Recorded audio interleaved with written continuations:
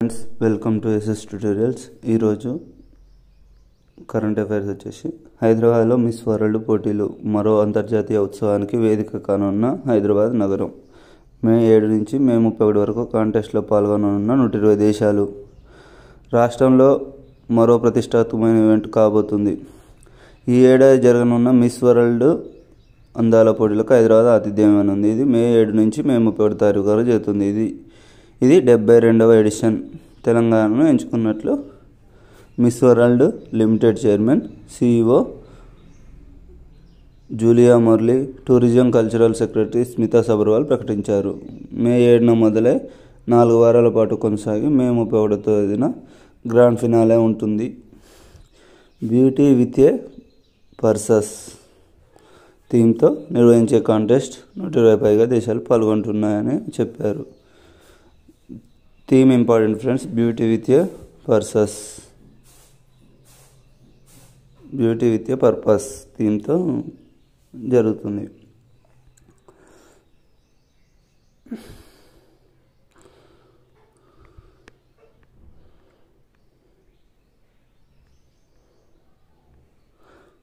అదేవిధంగా వీలైనంత త్వరలో అమల్లోకి భూభారతి. రెవెన్యూ శాఖ మంత్రి పొంగులేటి శ్రీనివాసరెడ్డి.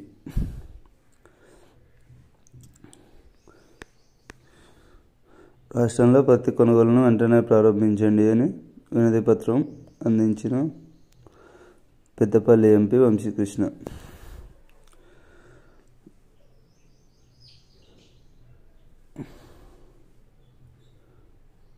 వచ్చే నెల 10 కల్లా ఇందిరమ్మ ఇల్లు ప్రారంభించాలి.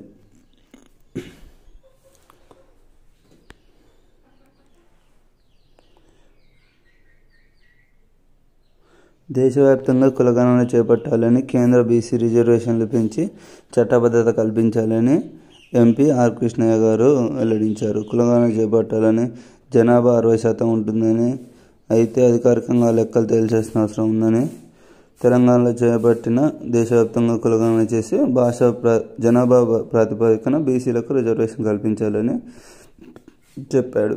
మహిళలకు కేటాయించిన 33% రిజర్వేషన్ బీసీ మహిళలకు సబ్ కోటా కింద కేటాయించాలని డిమాండ్ చేస్తూ మార్చి 18, 19 చలో ఉపాధి హామీ పనిలో వ్యవసాయ బావులు.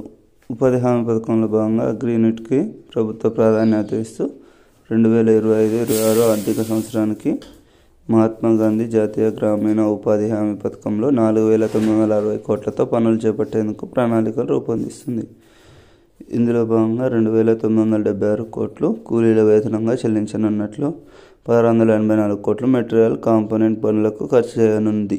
ఈసారి ఉపాధి హామీ పథకంలో వ్యవసాయ బావుల త్రవ్వకం, పశువుల పాకలు, గొర్రెలు, కోళ్ల షెడ్లు, పొలం బాటలు, పండ్ల తోటలు, చెక్ డ్యాంలు, ఊటకుంటలు, బోర్వెల్ రీఛార్జ్ తదితర పనులు చేపట్టేందుకు కార్యాచరణ రూపొందించింది. ఒక్కో బావి త్రవ్వకానికి 2 నుంచి 3 లక్షలు, పశువుల పాకలు, గొర్రెల షెడ్లు నిర్మాణానికి నిధులు ఒక్క నిర్మాణానికి 3 నుంచి 4 లక్షలు కేటాయించారు. 2025-26 ఏడాదికి మొత్తంగా 4,960 కోట్లు కేటాయించారు. వర్షపు నీటిని ఒడిసిపట్టేందుకు జలనిధి.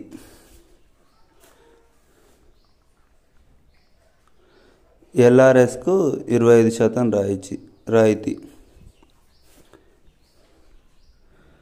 రాష్ట్రానికి బీఆర్ఎస్ఏ రక్షణ కవచం అంటున్న కేటీఆర్.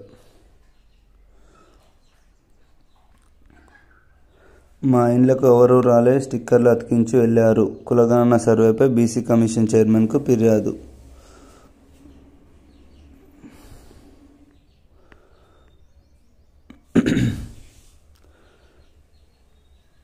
ప్రభుత్వానికి ఉప్మా ప్రపోజల్స్. ఉప్మా అంటే అర్బన్ ట్రాన్స్పోర్ట్ ఫండ్. రిజిస్ట్రేషన్లు, పెట్రోల్, డీజిల్పై పన్ను తరలించాలని ప్రపోజల్స్. డెవలప్మెంట్ ఫండ్ కొనసాగింపు. CBDCS పైన ఆలోచన. ప్రజా రవాణా అభివృద్ధి, ట్రాఫిక్ సమస్యల పరిష్కారం కోసం అర్బన్ ట్రాన్స్పోర్ట్ ఫండ్ని ఏర్పాటు చేయనున్నారు. భూమి వైపు దూసుకొస్తున్న ఆస్ట్రాయిడ్ తాకిందంటే OCT ఆనవాళ్ళు కూడా దొరకదంటున్న నాసా. ఇది 2032లో భూమిని తాకే అవకాశం ఉందని వెల్లడి. అంతరిక్షంలో సూర్యుడి చుట్టూ దీర్ఘవృత్తాకార కక్ష తిరుగుతున్న ఒక ఆస్ట్రాయిడ్ క్రమంగా భూమికి దగ్గర అవుతుందని, ఇది 2032 డిసెంబర్ 22న భూమిని ఢీకొట్టే అవకాశం ఉందని 2024 YR4గా వ్యవహరిస్తున్న ఈ ఆస్ట్రాయిడ్ను సైంటిస్టులు 2023లోనే గుర్తించారు. అప్పట్లో ఇది భూమిపైకి వస్తున్న విషయం గుర్తించినప్పటికీ భూమి తాకే అవకాశం కేవలం 1.2% మాత్రమే. అయితే దీనిపై పెద్దగా దృష్టి సారించలేదు. ఈ ముప్పు రోజు రోజుకు పెరుగుతుందని, ఈ ఏడాది చివరి వారంలో 2.8% పెరిగిందని చెప్పారు. ఈ నెల 13న మరోసారి గ్రహశకలం కదలికలను పరిశీలించగా ఇది భూమిని ఢీకొట్టే అవకాశం 3.2% పెరిగింది. ఇది సెకన్కి 17 కిలోమీటర్ల వేగంతో దూసుకెళ్తుందని వివరించారు. దీర్ఘవృత్తాకార కక్షలో తిరుగుతుండడం వల్ల కొన్ని రోజుల్లో ఈ గ్రహశకలం కనిపించకుండా పోతుందని, తిరిగి 2028లో కనిపిస్తుందని తెలిపారు. సుమారు 60 మీటర్ల వైశాల్యంతో ఉన్న ఆస్ట్రాయిడ్ కనుక భూమిని తాకితే 50 కిలోమీటర్ల పరిధిలో భారీ విధ్వంసం తప్పనుందని, అణుబాంబు కన్నా 500 రెట్లు అధికంగా ఎనర్జీ ఉత్పత్తి అవుతుందని, 2024 YR4 ఆస్ట్రాయిడ్ 99% భూమికి సమీపం నుంచి వెళ్ళిపోతుందని, ఢీకొడుతుందని ఖచ్చితంగా తేలితే దాన్ని అడ్డుకొని దారి మళ్లిస్తామని నాసా పేర్కొంది. ఢిల్లీ సీఎంగా రేఖా గుప్తా ఈరోజే ప్రమాణ స్వీకారం. ప్రస్తుత ఆర్థిక సంవత్సర జీడీపీ వృద్ధిని 6.3గా అంచనా వేసిన SBI. Indian forest survey. అడవుల వల్ల ప్రత్యక్ష పరోక్ష ప్రయోజనాలు ఉంటాయి. ప్రత్యక్షంగా జాతీయ ఉత్పత్తికి ఉపాధికి దోహదపడతాయి. పశు సంపద దానాకు అందిస్తారు. పరిశ్రమలకు ఇంటి అవసరాలకు కలప అందిస్తారు. తెలంగాణలో అటవీ విస్తీర్ణం. దట్టమైన అడవులు 1613, 1.44 విస్తీర్ణం శాతం. మధ్యస్థాయి అడవులు 7.95, ఓపెన్ ఫారెస్ట్ 9.50, ఓవరాల్గా మొత్తం 18.89%. అత్యధికంగా అటవీ విస్తీర్ణం పెరిగినది ఆదిలాబాద్ జిల్లా, తర్వాత కొత్తగూడెం, తర్వాత నిర్మల్. అత్యధికంగా అటవీ విస్తీర్ణం తగ్గిన 3 జిల్లాలు జగిత్యాల, నాగర్ కర్నూలు, మంచిర్యాలలో అటవీ విస్తీర్ణం తగ్గింది. అత్యధిక అటవీ విస్తీర్ణం గల రాష్ట్రాలు మధ్యప్రదేశ్ 7,85,725 చదరపు కిలోమీటర్లు. సెకండ్ అరుణాచల్ ప్రదేశ్ 67,083 చదరపు కిలోమీటర్లు. తరువాత మహారాష్ట్ర 65,383 చదరపు కిలోమీటర్లు అత్యధిక అటవీ విస్తీర్ణం కలిగి ఉన్నాయి. అడవుల శాతం ఎక్కువగా ఉన్న రాష్ట్రాలు. విస్తీర్ణ పరంగా అత్యధికంగా మధ్యప్రదేశ్, అరుణాచల్ ప్రదేశ్, మహారాష్ట్ర ఉంటే, శాతపరంగా లక్షద్వీప్, మిజోరం, అండమాన్ నికోబార్ దీవులు ఉన్నాయి. ఇండియన్ ఫారెస్ట్ రిపోర్ట్ 2023 ప్రకారం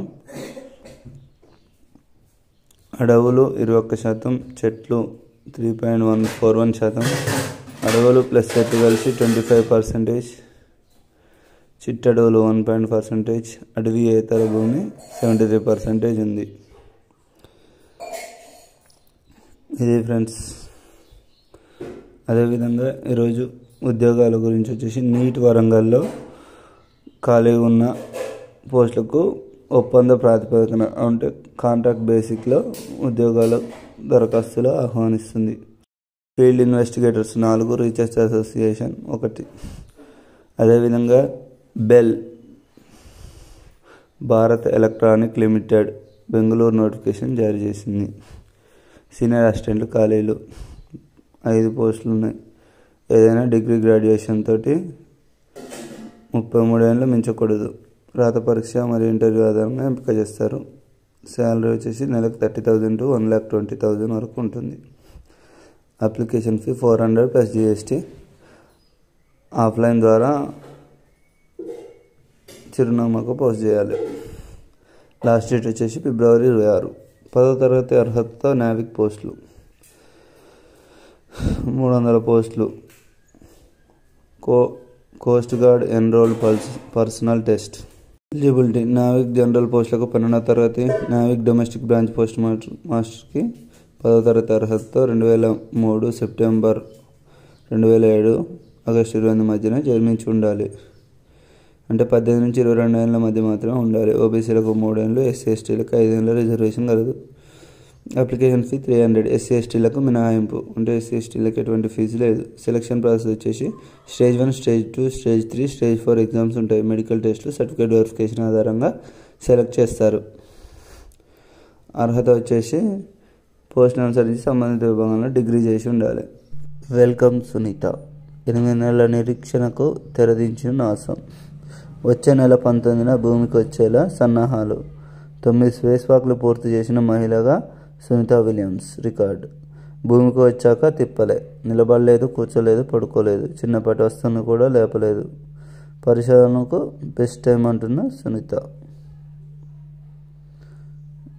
8 నెలల తర్వాత భూమికి చేరుకోనున్న సునీత విలియమ్స్.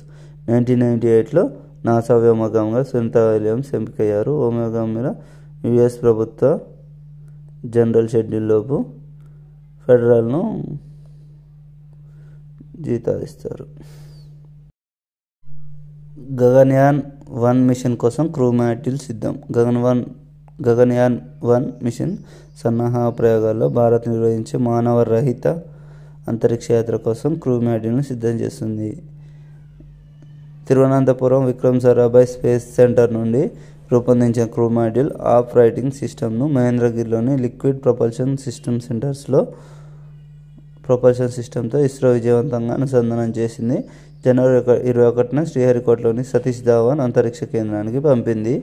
ఈ మానవ సహిత అంతరిక్ష కేంద్రాల్లో తమ సామర్థ్యాన్ని నిరూపించుకునేందుకు ఇస్రో తొలిసారి గగన్యాన్-1 పేరిట మిషన్ చేపడుతుంది. మానవరహిత ప్రయోగం కోసం ఈ క్రూ మాడ్యూల్ని సిద్ధం చేసింది. ఆన్ క్రూ మిషన్ను మార్చి నెలలో, మానవ సహిత మిషన్ను ఇస్రో వచ్చే ఏడాదిలో ప్రయోగించే అవకాశం ఉంది. క్రూ మాడ్యూల్ ప్రొపల్షన్ సిస్టమ్ అంటే ఏంటంటే ఇది ఒక రియాక్షన్ కంట్రోల్ సిస్టమ్. క్రూ మాడ్యూల్ని అంతరిక్షంలోకి తీసుకెళ్ళి స్వేచ్ఛగా వదిలేశాక భూమి దిశగా దిగొచ్చేటప్పుడు దాని వేగాన్ని నియంత్రించి పారాషూట్ల సహాయంతో నెమ్మదిగా సముద్రంలోకి దిగేందుకు అవసరమైన సాంకేతిక పరిజ్ఞానాన్ని ఇందులో అమర్చారు. కింద పడేటప్పుడు సూటిగా వచ్చేలా, అటు ఇటు తిరగకుండా, పల్టీలు కొట్టకుండా 3 రకాలుగా దానికి భద్రత చూడడమే RCS పని.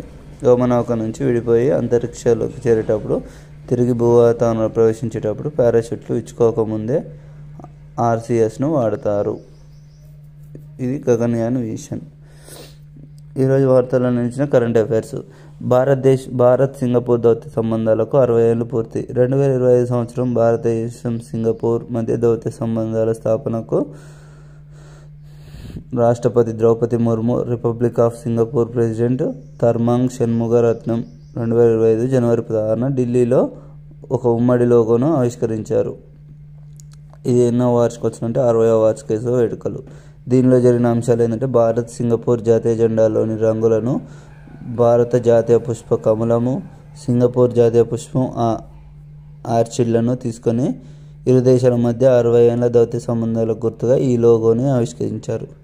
ఈ లోగో ఇరు దేశాల మధ్య చిరకాల స్నేహానికి, ద్వైపాక్షిక సంబంధాలకు ప్రతీకగా నిలిచాయి.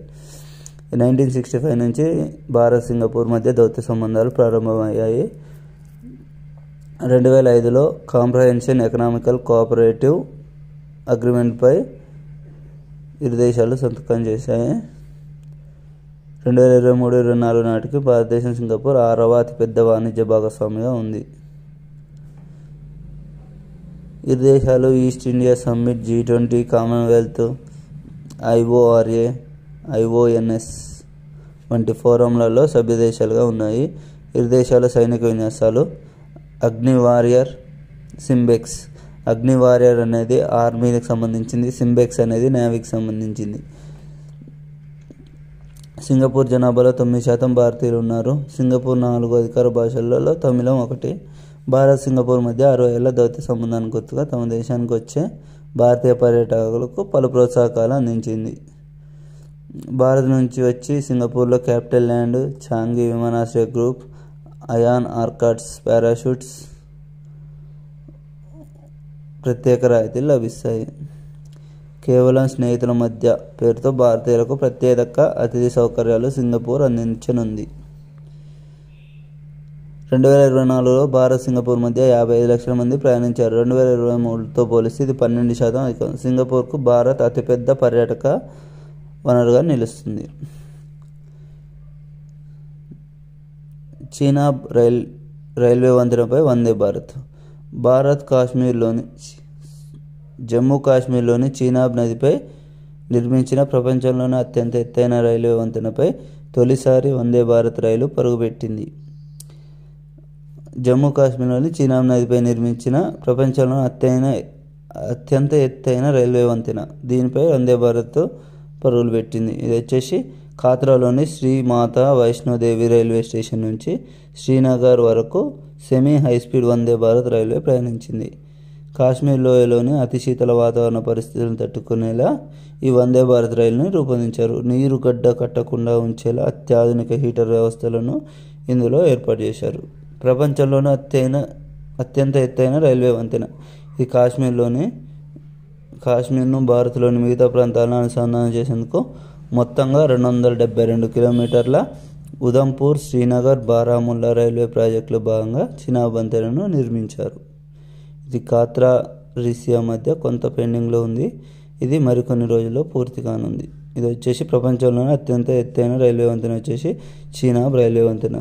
ఇది ఉధంపూర్, శ్రీనగర్, బారాముల్లా రైల్వే ప్రాజెక్టులో భాగంగా చీనాబ్ వంతెనను నిర్మించారు.